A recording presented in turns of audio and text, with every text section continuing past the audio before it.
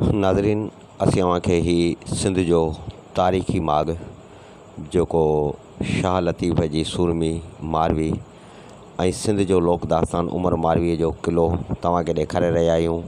ही उमर जो क़िलो आहे ऐं ही क़िलो जेको तव्हांखे असीं ॾेखारे रहिया आहियूं, हिन क़िले जी जेका हालत आहे ऐं हिन क़िले जी हिन वक़्तु जेका पोज़ीशन आहे उहा असीं तव्हांखे ॾेखारे रहिया आहियूं।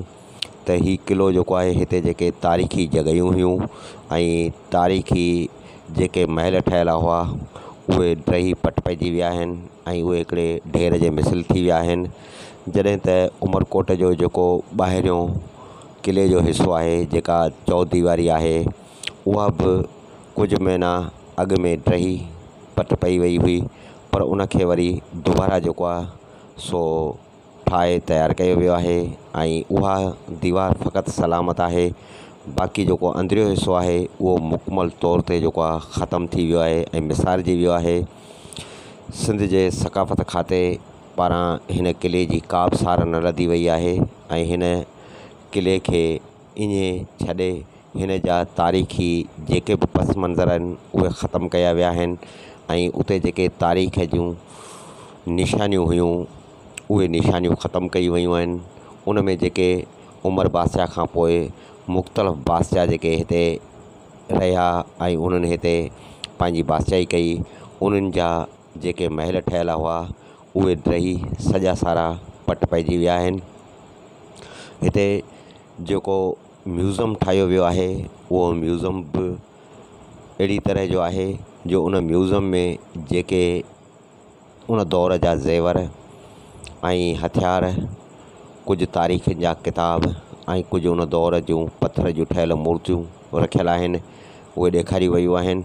पर उहे ज़ेवर जेके आहिनि उहे ज़ेवर बि उन दौर जा न आहिनि। हिन फ़क़ति हिकु सक़ाफ़त, सिंध जी सक़ाफ़त जे हवाले सां ज़ेवर वठी उते रखे छॾिया आहिनि ऐं उन मंझां क़िले मंझां जेके शयूं मिलियूं, जेके ज़ेवर मिलिया ऐं जेके बि नवादार मिलिया, उहे ख़बर न आहे त केॾांहुं विया हलिया ऐं किथे गुम कया विया आहिनि।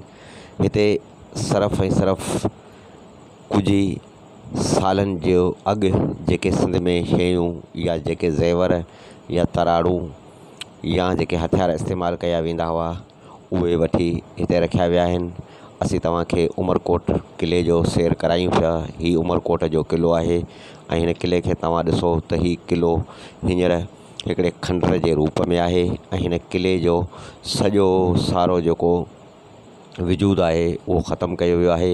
हिते जेके बि तारीख़ी शयूं हुयूं उहे ख़तमु कयूं वयूं आहिनि।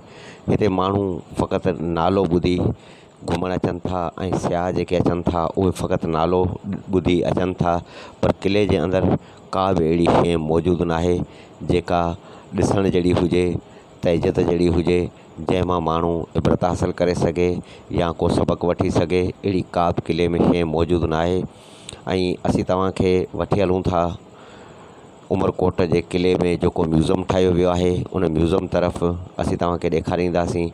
त हे तव्हां ॾिसंदा हूंदा त हे उन दौर जा न बल्कि कुझु ई साल अॻु जे दौर जा इहे जेके आहिनि ज़ेवर आहिनि ऐं इहे ज़ेवर जेके आहिनि से हिते हथरादू वठी रखिया विया आहिनि। हिन ज़ेवरनि मां को बि अहिड़ो ज़ेवर न आहे जेको उन दौर जो ज़ेवर हुजे ऐं हिते क़िले मंझां खोटाई दौरान लधो वियो हुजे ऐं इहे ज़ेवर बाज़ार मां ई ख़रीद करे ऐं हिते रखिया विया आहिनि। जॾहिं त हिते कुझु बादशाहनि जा तारीख़नि जा किताबनि, उहे किताब जेके आहिनि उहे रखिया विया आहिनि ऐं उहे किताब बि हिते पियल आहिनि। उन सां गॾु हिते कुझु पथर जूं मूर्तियूं आहिनि जेके ॿुधायूं वञनि थियूं त इहे उन दौर जूं मूर्तियूं आहिनि ऐं इहे बि हिन मंझि रखियूं वयूं आहिनि। उन खां सवाइ हिते जेको आहे उहे उन दौर जे हवाले सां हथियार ॾेखारिया विया आहिनि, जिन में तराड़ू आहिनि, बंदूकूं आहिनि, कुझु ॿिया हथियार आहिनि जेके तव्हांखे असीं ॾेखारियूं था। तव्हां ॾिसंदा हूंदा त हे उन दौर जा हथियार बनाए हिते रखिया विया आहिनि। उन खां अलावा हिन म्यूज़ियम में फ़क़ति ऐं फ़क़ति थर जी सक़ाफ़त जे हवाले सां खूह, मोर पखी ऐं या उते जी जेकी सक़ाफ़त आहे, उते जो जेको ड्रेस आहे, उते जो जेको वेस आहे, उन खे ॾेखारियो वियो आहे। तव्हांखे असीं ॾेखारींदासीं त इहे तस्वीरूं उन जी अकासी कनि थियूं त थर जो ड्रेस कहिड़ो आहे, थर जो वेश कहिड़ो आहे ऐं उतां जे माण्हुनि जी रहणी कहणी उथणी वेहणी कहिड़ी आहे। पर हिन समूरे किले ते जॾहिं असीं सरासरी नज़र फेराईंदासीं त हिते असांखे अहिड़ो को बि आसार, का बि अहिड़ी महल, को बि अहिड़ो महलात न मिलंदो जेको उमर बादशाह खां वठी उन खां पोइ थींदड़ बादशाहनि जो ठहियलु हुजे ऐं उहो ॾिसी उन मंझां का तारीख़, को सबक़ु हासिलु करे सघिजे। हीउ उमरकोट जो क़िलो आहे जेको असां तव्हांखे घुमायो ऐं असीं अहिड़ियूं तारीख़ी शयूं पंहिंजे हिन चैनल जे थ्रू तव्हांखे ॾेखारींदा रहंदासीं।